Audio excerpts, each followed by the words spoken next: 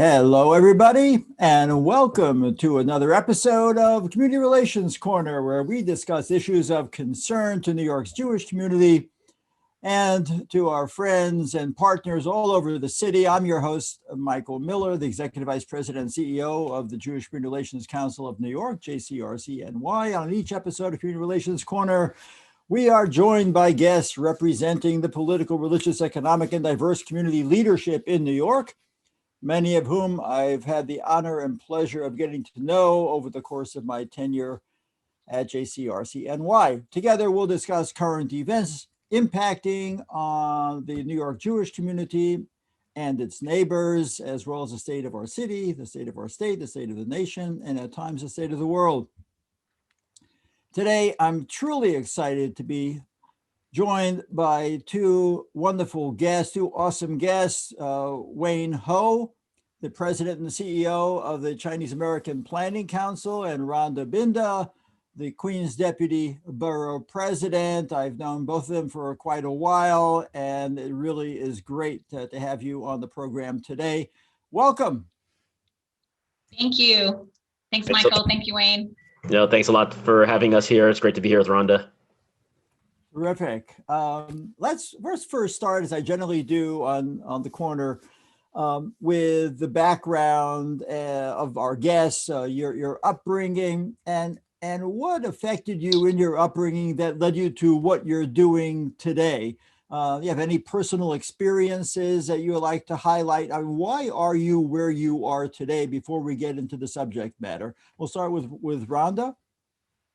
Thank you, Michael. And it really is a pleasure to see you here. I was lucky enough to see you in person a few weeks ago at Borough Hall. Thank you for standing with us against anti-Semitism and anti-Asian hate crimes. This was, weeks ago. And unfortunately, because, we've seen an increase in incidents, we're here again.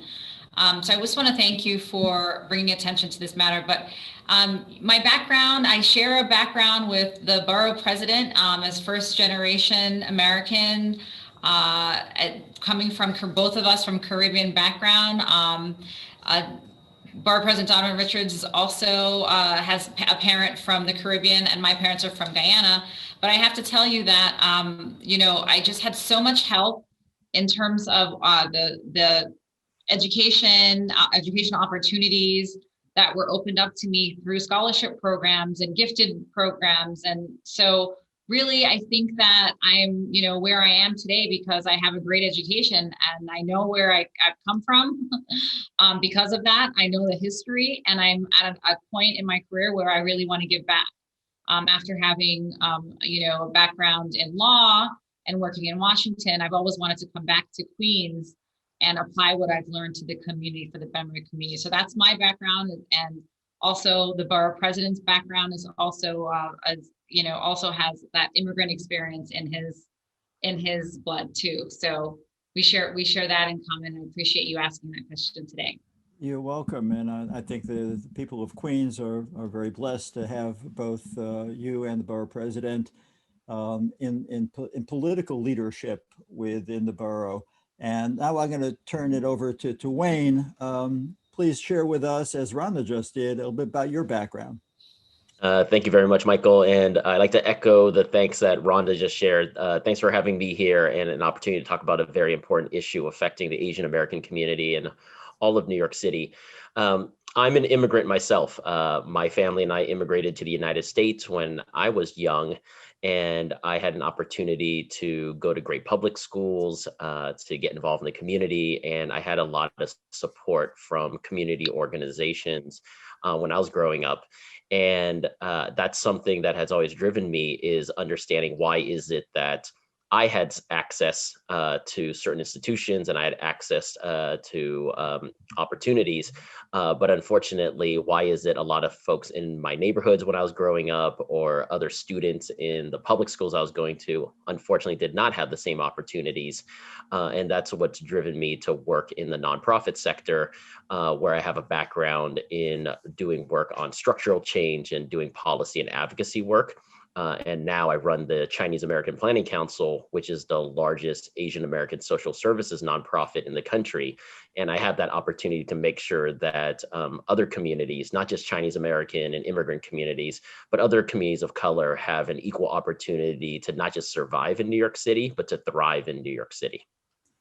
Thank you very much for hearing about both of you and your respective backgrounds. My family dates back to the 1800s, living here in America. So I'm neither first generation nor second generation. I think I'm fourth generation. So it really means a lot to those of us who have been in this country for a while, but nonetheless, there is a constant flow of immigrants into America, and particularly into here in New York. And the immigrant population, as well as the established population, at times are targeted just because of who they are, maybe even just how they look, how they speak. So today we're going to be speaking about what our team has referred to as Sinophobia, the rise of anti-Asian hate crime. So Wayne, what are the actual statistics of anti-Asian hate crimes? What do they typically look like so our audience can identify them and report them as needed? So I think it's key to remind everyone that regardless of how it's defined, everyone in New York City, Asian American, women, LGBTQ communities, other communities, that where you live, work, worship, play, and study, you should be respected, have safety, and have a dignified experience. What we've seen in the official statistics is that there's been a huge increase in officially hate crimes against the Asian American community. In 2019, there were 3 hate crimes against the Asian American community of New York City. In 2020, there's been 28 hate crimes against the Asian American community. But I think what's important to note is that the Asian American Federation, through their tracker of bias and violence and other incidents against Asian Americans, there's been over 500 incidents of bias against Asian Americans since they started tracking this in March 2020. And once again, I think it's important for us not to get stuck in semantics about why the NYPD and the district attorney's offices might define something as a hate crime versus assault or versus a bias incident. I think it's important for us to note that Asian Americans, and we'll talk more about this, but Asian Americans right now often do not feel safe on the streets of New York City. And what can we do as community leaders working across communities to make sure that safety and dignity and respect come back to our streets? You're correct. So Rhonda, what are we hearing from the community itself about the rise in anti-Asian violence and discrimination? Is the borough president's office being inundated by calls, or are people still afraid to just step forward and are reluctant to report? Well, I'm so glad that you're highlighting this issue, because I do think that we are still underreporting the incidents. I would say for every incident that I read about, I hear through word of mouth about another 3 or 4, because if I bring it up in conversation with my friends and ask them what they think, they'll tell me, well, this happened to me, this happened to my sister, right. This happened to my relative in California.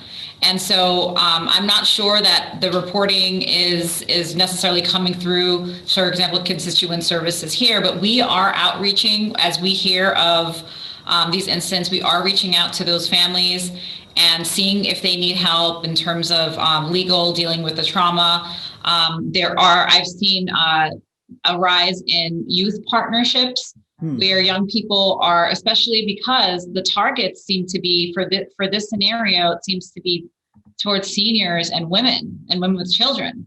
And so this is so disturbing and so unacceptable on so many levels. So we're seeing that there are some youth organizations that are starting to step up and to help to accompany people, especially late at night. And, we've seen these kinds of partnerships also in the Jewish community with with new immigrants who have come to America because of various genocides, linking up with Holocaust survivors. And so I think that this is not a new thing, but that they're employing, but I'm glad to see these types of partnerships emerging. And I think that coming on the heels of the Black Lives Matters movement, where we saw a good number of Asian activist groups partnering with BLM, it's amazing to see that how it's sort of flipping now, and we're having a lot of those activists also help with anti-Asian hate crimes and fighting against that and bringing attention. So I think that it's partnerships within the Asian community, but I'm also seeing like being able to work with you, today, and other groups stepping up to really, to really denounce this. Queens especially is, we've already suffered a lot through being the epicenter of the pandemic, but we're changing our narrative to really focus on diversity and culture, and that's how we're branding the new Queens and Queens Rising. However, having these incidents, it's been really just disturbing and really disgusting that they're happening at the rate that they are in Queens, and we're hoping that these are, that the attention that you're bringing, that we're bringing, I've seen more on social media than on mainstream media, but we have to keep talking about it. And I think in this day and age with the technology we have as well, that we'll be able to really, figure out what's happening and understand why our community is being scapegoated in this way, and try to talk through and work through these issues as we have in the past. Yeah, thanks, Rhonda. I mean, you put a lot on the table, but one of the key issues is why. Why is this happening? Why is it happening now? And Wayne at CPC, no doubt, you have heard from many of your constituents as to how they have been targeted and been the victims of such acts of hatred. Why? What reason is being identified for this increase in hate crimes against the Asian population? I think we should acknowledge that there's been a history of hate crimes against the Asian American community throughout the United States. We go back to the 1800s and when Chinese immigrants first came here, and how a lot of whites were attacking the Chinese. And a lot of us have been talking about Vincent Chin, and how he was killed during the 1980s by two white men whom we believe mistaken him for being Japanese during the height of the economic wars between the Japanese auto factory and the American auto factory in Detroit. And we fast forward that we know that after 9/11, there were hate crimes targeting South Asians, Muslims, and Arab populations because of the terrorist acts that happened. So I think now there are more cell phone footage, there's more knowledge around the hate crimes and the assault that's going on. And that's why we are seeing it more on social media. But we do agree that there is probably an underreporting of all the incidents going on. And we do hear it from our family members. We're hearing from our staff members who they themselves have experienced during a time when they were essential workers and working throughout the pandemic to support vulnerable communities, that they had incidents on the subway, they had incidents on the streets, but they were still serving the community. I think we all know that was also exacerbated by our last president. When you have the president of the United States, instead of calling it COVID-19, he's calling it the Kung flu or the China virus, that it continues that it's okay to use this harsh language, inappropriate language against a community that often deals with stereotypes of being a perpetual foreigner. It happens a lot when people come up to me and say, "Hey, your English is really good," or "Where are you from?" And I tell them that I grew up in California. They say, "No, where are you really from?" And I think we know that there's this idea that Asian Americans are not always American. And I think last but not least, we know that the last year has been incredibly tough for everyone. People are struggling economically, the death toll is something I don't think we've wrapped our heads around, about the collective grief that we're facing, that there's mental health issues that we're all going to need to be addressing.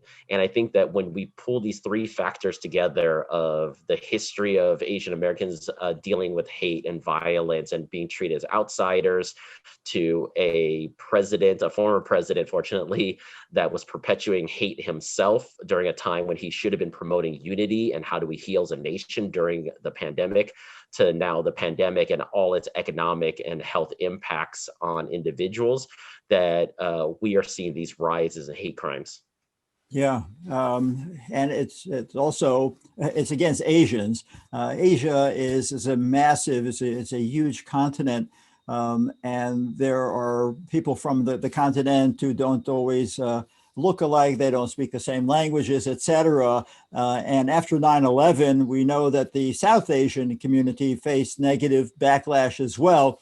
What impact did this have in terms of civic engagement, and what are the similarities, Rhonda, between and differences between the current rise in anti-Asian hate crimes in the East and Southeast Asian communities? Well, Michael, I think you're right that there are, I think, over 50 countries and over 100 languages that represent Asia as a whole. And it's hard to even understand the differences, even me with having a South Asian background myself all the time, because it's so diverse, even just among South Asians, because of the history and so forth, and the migration and the movement. And so what we saw in the South Asian community is that anybody that seemed that they sort of had darker, like brown skin, regardless if they were Asian, Middle Eastern, or otherwise, were targeted and even profiled by our government, coming in and out of the country. And so this was, quite institutional. And we did see, unfortunately, a rise in hate crimes, and even to the religious institutions of so many people that appeared to be either Middle Eastern or South Asian or Muslim in general. So similar to what we're saying about the demonization of China and all things related, we saw which frankly persisted through this last administration as well, against the Muslim community. And so I think that what we did see was an increase in civic engagement. It was done because of necessity to a certain extent, but I do think that especially the younger people that were coming up and seeing this injustice, they felt more compelled to get involved in civic organizations and in government. And, now we have the first South Asian vice president of the United States. So right. I think that, in the last 20 years, we've seen a lot more, I would say, participation formally in government from South Asians, including this past year, we had the first South Asian woman elected to New York State, Jennifer Rajkumar, coming from Queens also. And I think that the borough president also appointing myself as a South Asian, descent to be the deputy, I think also is significant that, marks that we have a voice here in Queens. And so similarly, I do think that there's a lot of confusion. I remember one of the first people that was attacked was a Filipino American who was flashed on his face on the subway. There are Korean Americans, Chinese Americans. There seems to also be just sort of like a general sort of animosity going towards East Asians and some Southeast Asians in general. So that's also, perhaps also causing more unity in those communities. I've seen this in the rallies. We had one at Borough Hall, but then there were about 3 or 4 that happened after. There was a larger one that happened with the Asian American Federation the following week, and it was just an array of support and people from all over the Pan-Asian population. So I think that similarly, that when often we look at our differences among each other, that it did cause more unity and organization in the South Asian community. Not sure, I can't really predict. I will defer to Wayne and what he says is happening here, how he sees organizations working together or not. But I wouldn't be surprised if we do see an increase in civic engagement, similar to what happened after 9/11 in the South Asian community. No, we've seen it. Before I turn it over to Wayne, we've seen it in the Jewish community, and it culminated last year on January 5th with a huge march Remember across that? the Brooklyn Bridge. There were more than, the New York Times says there were 25,000. I'm sure that there were more, but 25,000 is a huge number of people on a very cold, windy Sunday morning. Why? Because we just had enough. There were just attack after attack after attack. It might not have been against one segment of the Jewish community. It could have been another segment of the Jewish community, but it was still targeting Jews. So in this instance, they're targeting Asians. So what, as Rhonda kind of put on the table, Wayne, what role can a organization such as community, the Chinese American Planning Council, CPC, what role can you actually play? And then back to Rhonda, because Rhonda was also, maybe she still is, the chairwoman of Voice, the South Asian American Voice. What role can these organizations actually play in addressing the hatred that is plaguing your community? So I think there's three things that community-based organizations can do to address hate. First is about educating and empowering the community members themselves. Before we went on lockdown in March 2020, and we already started seeing hate crimes happen to the Asian American community, we were already partnering with the city, partnering with other community-based organizations to educate our community members about their rights, educate them about how they can report any violence or hate crimes, educating them about what they can do if they're observing these unfortunate incidents. And I think that's something that we've continued to do throughout the pandemic, is making sure that they know whether to call 311 or 911. We've been partnering with organizations like Hollaback to do work on upstander trainings on how you can safely de-escalate situations if you're observing any of these assaults or harassment happen in public spaces. But I think it's key that we need community members themselves to know that regardless of your immigration status, regardless of your language ability, you have the ability to contact government agencies, and what role can you play if you're observing these unfortunate incidents. Secondly, is that we need to build these partnerships.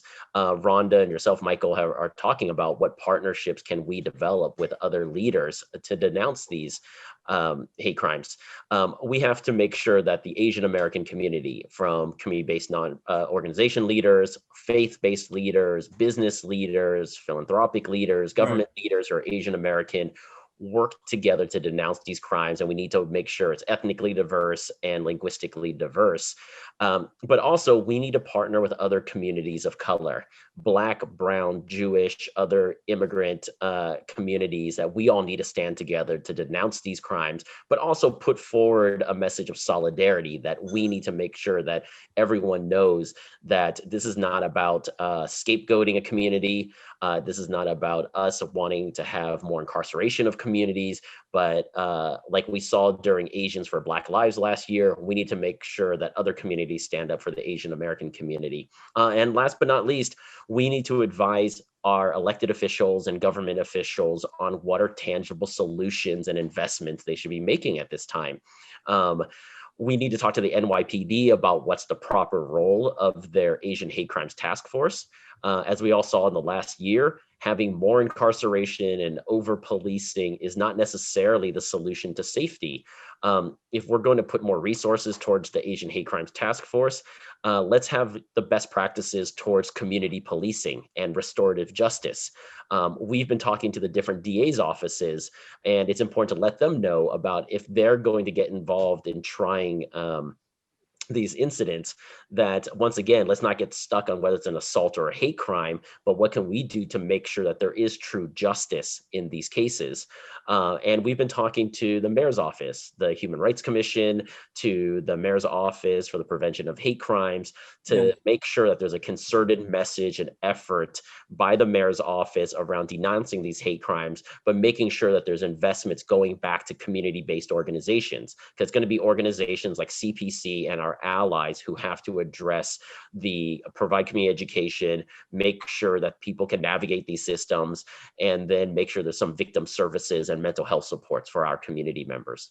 Right, you're 100% correct. And back to Rhonda, as I said, what we heard now from the East Asian community, but the South Asian community, what can an organization like Sob Voice do within the South Asian population, as well as extending itself beyond the South Asian population to other Asian populations, and then even beyond that to the general community? Well, I think that I would have to thank you also for your partnership in November with a difficult conversation that we had between the South Asian community and the Jewish community around the swastika, and it's these kind of ongoing dialogues. That's what we can do, is participate and talk more about our culture. I mean, from the Borough President's Office, we really want to celebrate the diversity and celebrate the culture. And so there are a number of initiatives that we've started here to help organizations, nonprofits, and including faith institutions. Yeah. And so we've just appointed Susie Tenenbaum as the new director of nonprofits to build the capacity of, and many of these organizations, like I said, are, around social services, some of them around youth, some around seniors, some around culture. But how do we empower people who are, doing incredible work? And sometimes it's especially in places like Queens, a lot of the work is sometimes around certain ethnic communities, helping specific, but how do we empower them to go beyond? And I've been seeing that there might be nonprofits, especially during this past year, that were initially created to help solve a solution within their specific ethnic group, but to be able to grow and to branch out the way JCRC has, this is, I think, the model to be able to help, across communities and to have that kind of capacity. So we're doing that, and I think that the more that we can empower and partner with these groups, I think that this is really this is the path towards understanding and tolerance and being able to thrive together. Because this community in particular has not only been hurt by, we're having these safety issues now, but in terms of economics, this group has been actually hit more and more. It has hurt more than others in terms of the numbers of businesses closed, the number of people in this community who are suffering, being close to poverty or at the poverty line. The stats from those who are applying for unemployment are overrepresented from the Asian community. And then there's, on top of the economics, there's also another health issue where you're seeing that people of Chinese Americans are dying at 1.5 times the rate as white Americans are of COVID.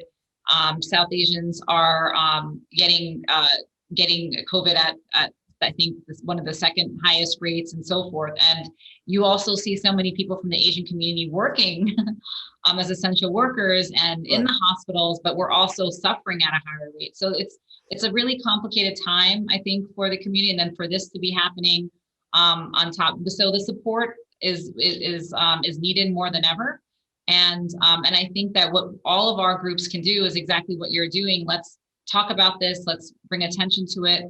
Let's continue to put the resources into sometimes these forgotten places, and that's really what the Borough President's Office has been particularly focused on. And last night we participated in an event with the Filipino community. I know we're going to Mandir and distributing PPE and food on Saturday, but the Borough President's actually at an event today that's celebrating New Americans in Corona. So this is where we are working hard to not let these incidents weigh us down, and to stay positive and to continue to support and celebrate one another's diversity. No, that's really, really crucial. So government, as you've articulated, does have a role.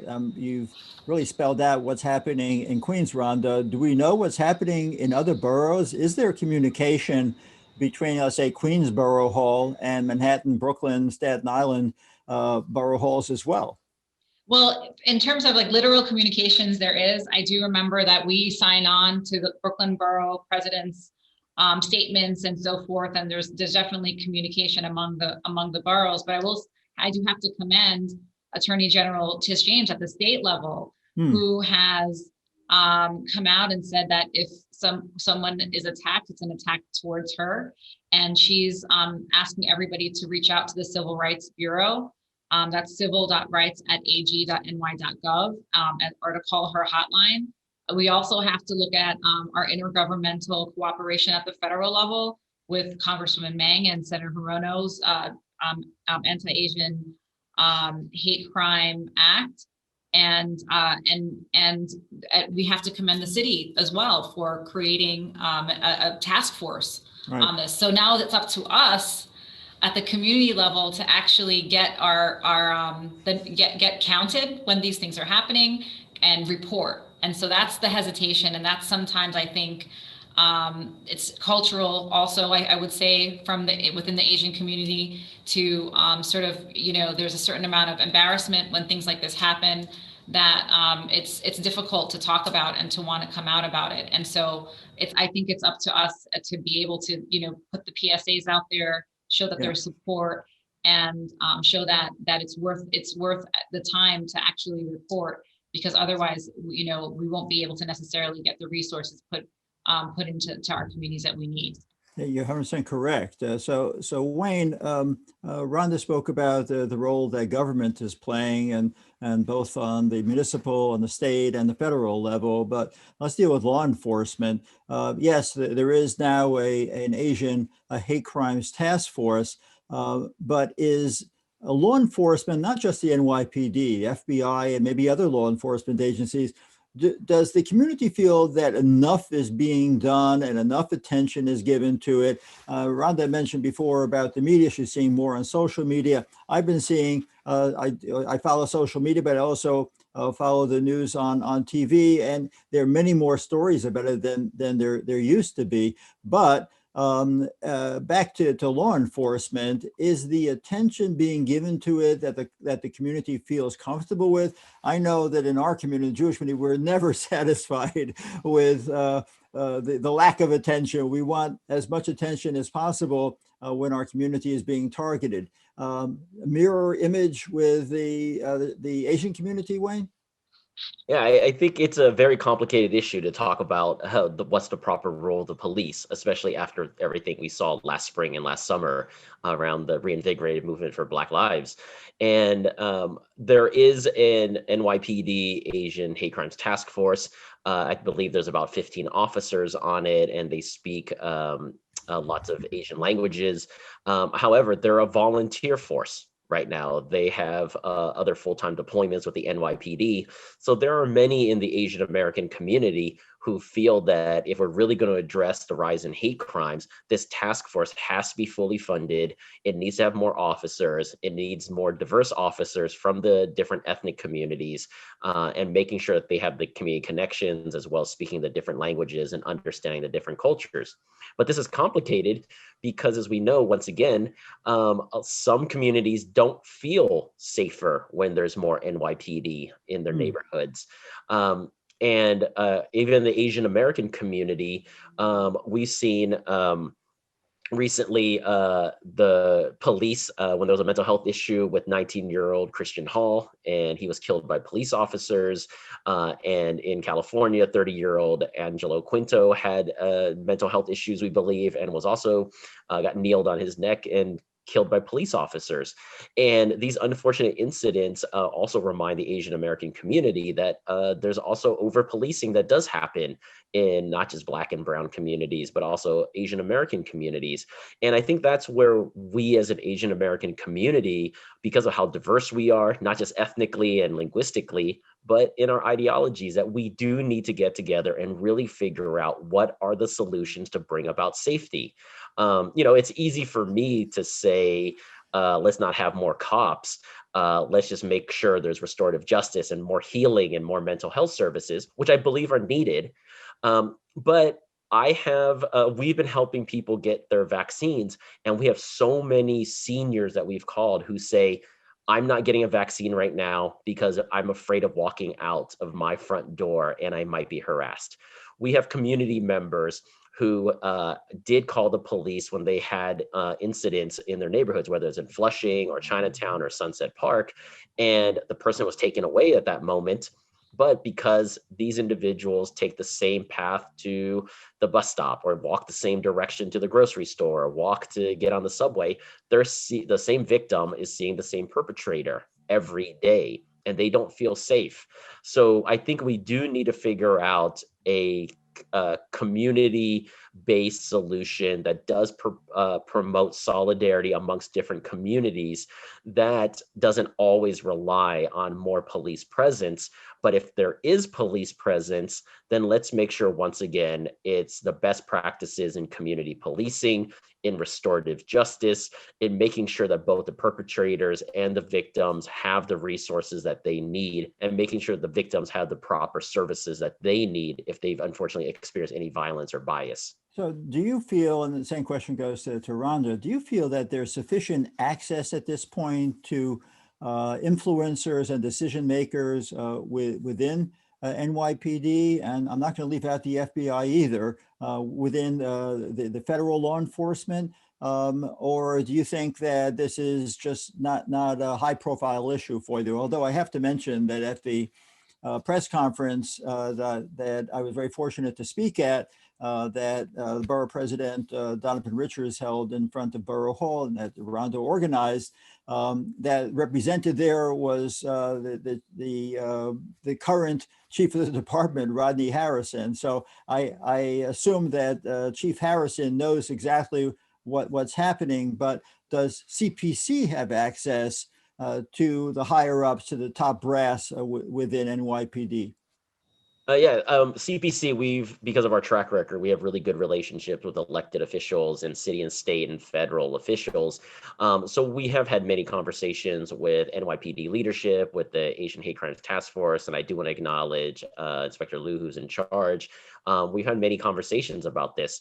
I do think, though, that it can't always just be the institutional leaders who are the ones communicating to decision makers. That the reality is that community members on the ground who might not be engaged with a nonprofit, who might not be engaged with a faith-based institution, who might not be engaged with block associations, that their day-to-day reality is really separate from decision makers, and a lot of their information is coming through ethnic media. And Rhonda's correct. Only a few mainstream media is covering this story, but ethnic media is covering the rise in hate crimes all the time, and they've been profiling victims, they've been sharing stories.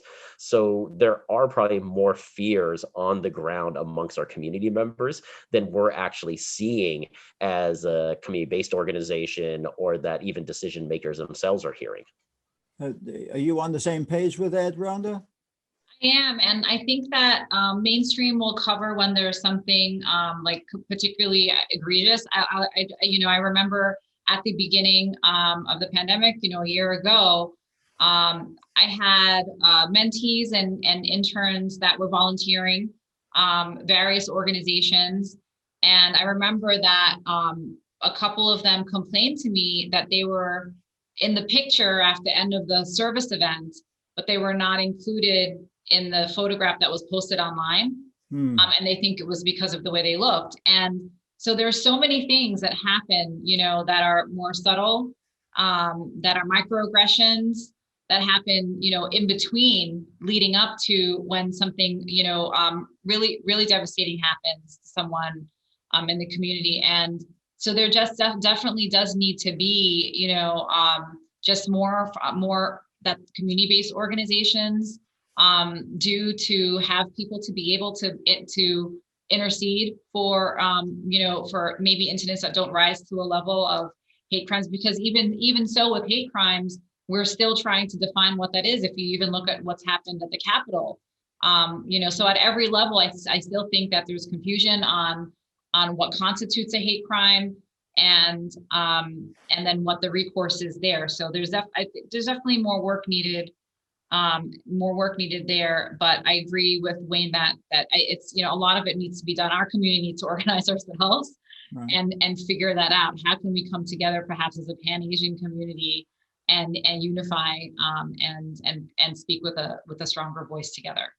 That's correct. And I think unity is really the key of bringing us together.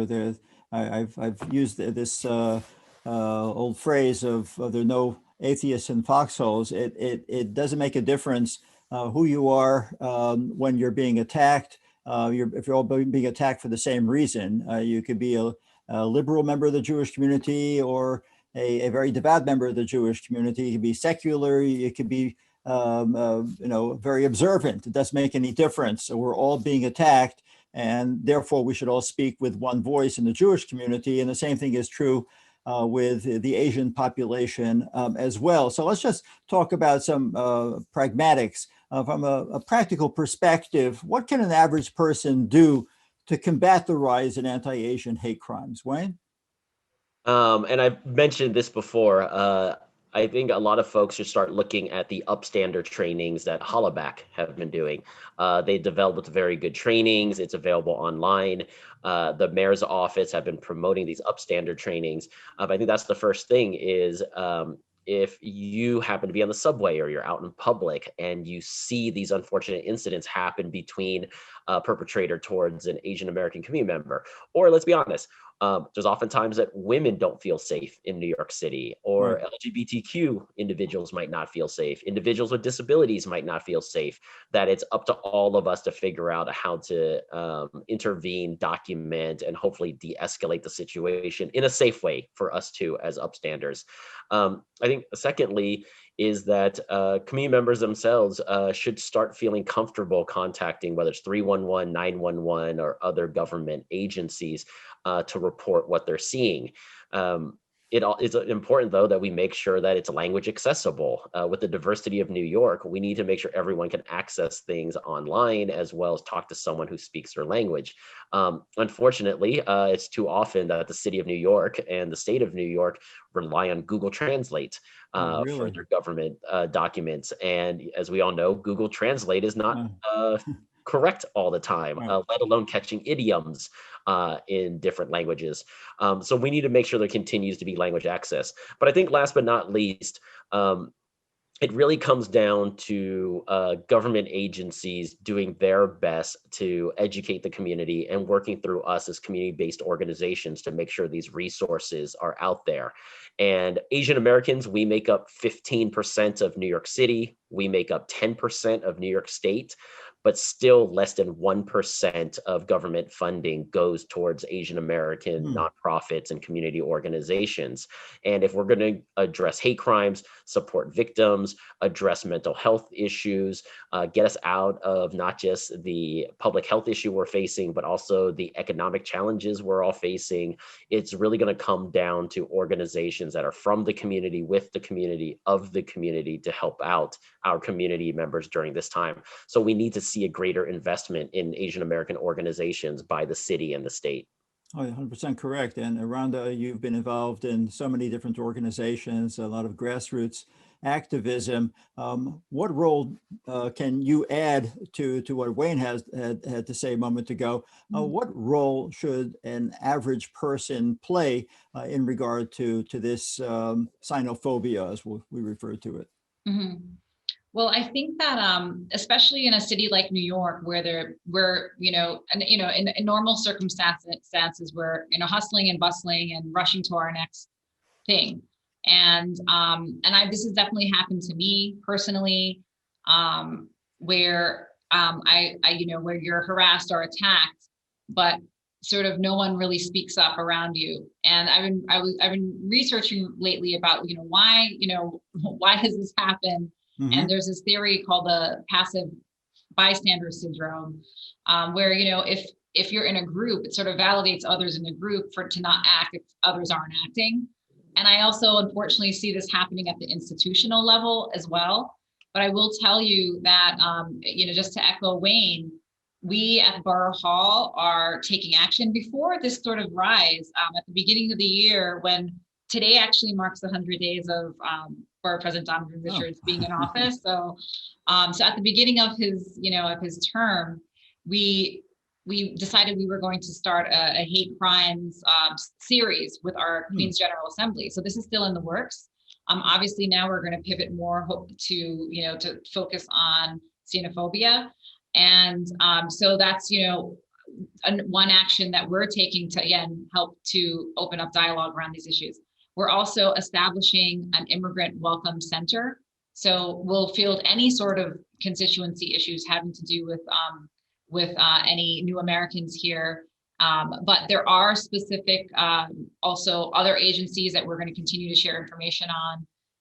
I will say, I mentioned the Civil Rights Bureau at Attorney General's. There's also the Commission on Human Rights, which was mentioned, the Mayor's Community Affairs Unit, the Department of Education, the Mayor's Office to End Domestic and Gender-Based Violence, the Department of Mental Health and Hygiene, and the email for NYPD's unit is hctf@nypd.org. And so one of the hashtags that's being used to share more information is hashtag Stop Asian Hate that Mayor de Blasio is also promoting. You can also go to his website, nyc.gov/Stop Asian Hate. And we have to encourage each other to not be the passive bystander, and to speak up, and to know that we're fighting to make sure that everyone is protected and supported, and so that they don't feel isolated and alone. And this is completely unacceptable. And we're going to continue to figure out, how to combat this together. Right. We just put up on the chat, hashtag Stop Asian Hate. That's something that all of our viewers, both live and who see this later on Facebook, et cetera, are attentive to. And Wayne, Rhonda listed a whole bunch of resources that people can utilize that are relevant to the rise in anti-Asian hatred and what can be done about it. What additional resources might there be that have not yet been mentioned? So I would note that the Asian American Federation has a tracking tool right now on Asian hate crimes. And I think that's something important for everyone to document what is going on. There's also before you go, how do we access that? The Asian American Federation's website is aafederation.org. Okay. And there's also an Asian American Journalists Association, which has been really involved in trying to report on the hate crimes through the news. So Safan Kim, Pei-Zi Chang, and a lot of the reporters in New York City have definitely been shining a light on this. And it's great that Asian American reporters themselves are doing it, but we hope journalists of all backgrounds will shine a light on this issue. And then last but not least, all of us who are community-based organizations, please reach out to us, whether it's CPC as a human services agency, Womankind, which deals with gender-based violence, Korean Community Services, or South Asian Youth Action.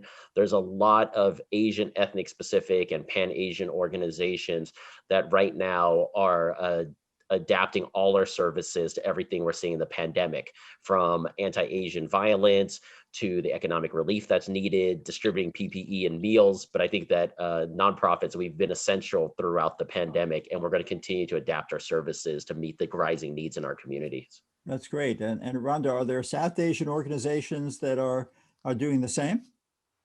There are. I also would love to shout out AFI, that they're one of the groups also that I see that helping all across, the community, not just in the Asian community, not just in East or South Asian community, and South Asian American Voice. There's another organization called South Queens Women's March that's doing a lot throughout Queens and the borough. And there's the Caribbean Equality Project.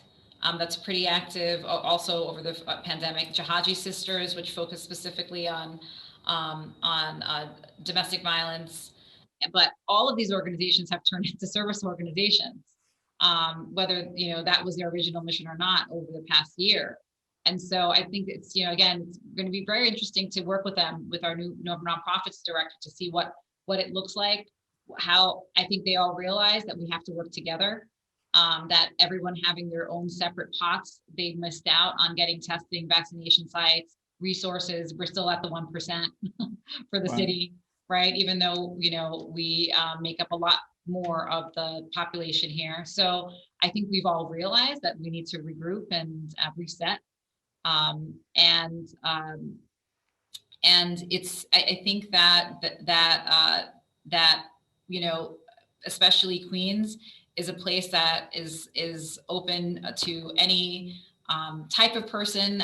You know, not to get too light here, but some of you may have seen the Coming to America 2 premiere that the borough president participated in last. That is really who we are at our core, and it is, and I do believe that, you know, we are the landing place for so many people who immigrate from countries around the world. They come to Queens first.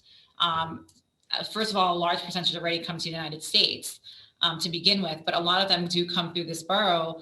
And we want to make sure that everyone knows that no matter where you're from, your identity, how you pray, who you love, and what you look like, that you're welcome and you belong here, and Queens belongs to you. All right, that's a beautiful way to wrap this part of the conversation up. We've put a bunch of the organizations that have been mentioned. We put their websites up on the chat. Also up on the chat, one of our viewers posted that he was very pleased and appreciative that President Biden mentioned this issue in his address last night to the nation. And I think that it's very important that voices be heard. If the voice of the President of the United States is speaking about it, it's going to resonate. So I like to wrap up our conversation and talk about our Jewish community. And can you describe for our audience what your involvement has been with the Jewish community as a whole, with JCRC, and how do we build deeper ties between the Jewish community and the Asian community? Anyone want to start? Wayne. So CPC, we started in 1965 in Chinatown. And obviously the Lower East Side and Chinatown are historic neighborhoods with Jewish populations, Latinx communities, and Chinese communities.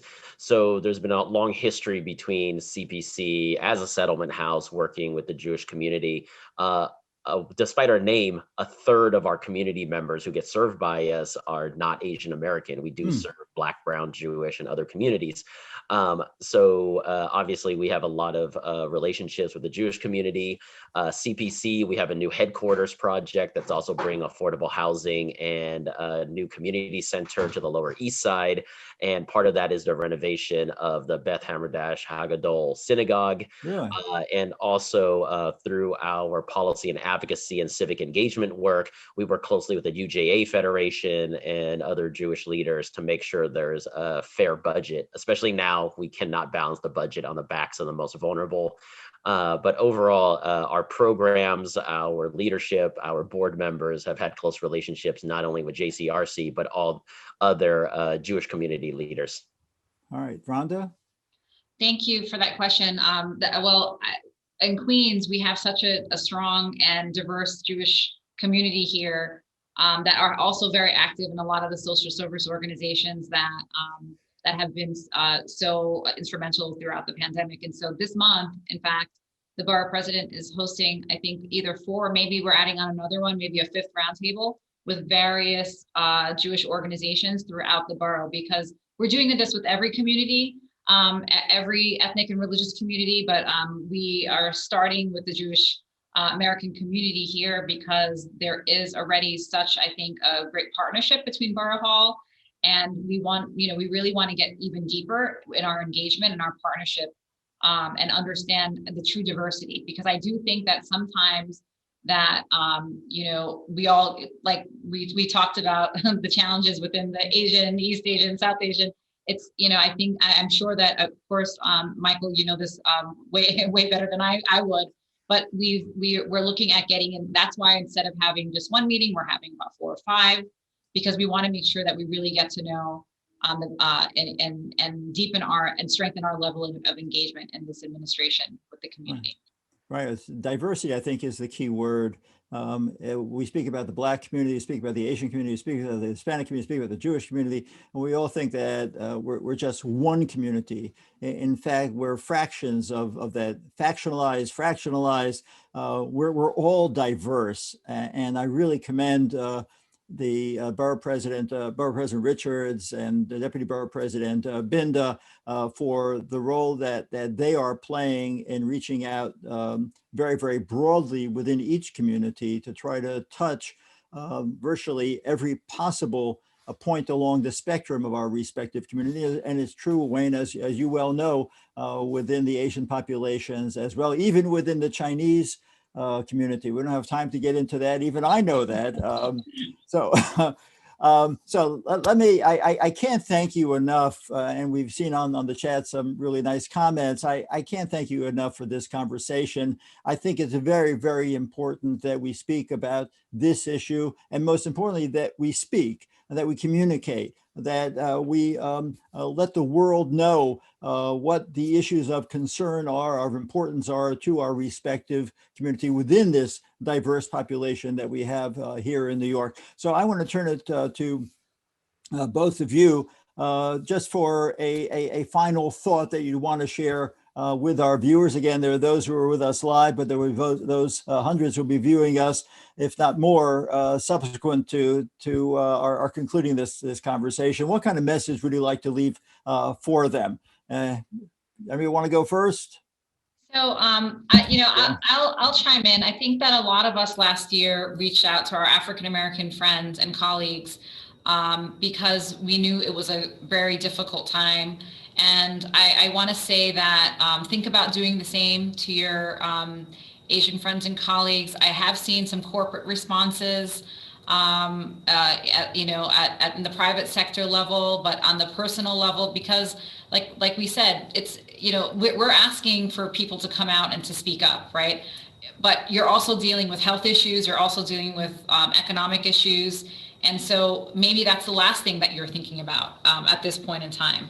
And so I would just say to reach out and be supportive to one another, and reach out to us if we could ever do anything to bring more equity across the spectrum. And if we could do anything to make sure that that our communities, our Asian communities, are successful. Thank you, Rhonda. Wayne?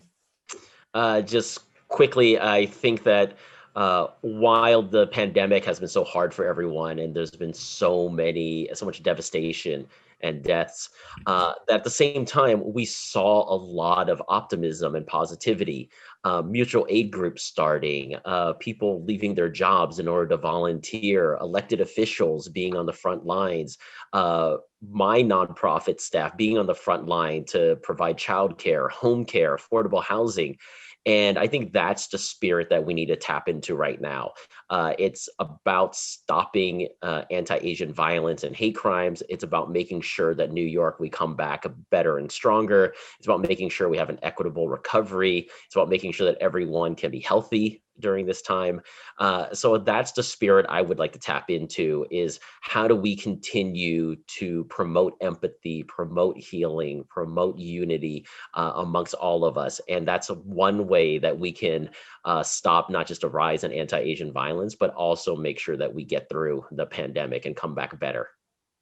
What a wonderful way to end our program with both of your messages. This has really been a very important discussion and very informative discussion. Thank you to Rhonda Binda, the Deputy Borough President of Queens, and to Wayne Ho, the President and CEO of the Chinese American Planning Council, for spending so much time with us and sharing with us. I'm Michael Miller, JCRC New York, and I want to thank all of our viewers for tuning in, and look forward to seeing you next week on Community Relations Corner. Shalom to all, goodbye, and for those who observe, Shabbat Shalom. Take good care, everybody. Shabbat Shalom. Thank you.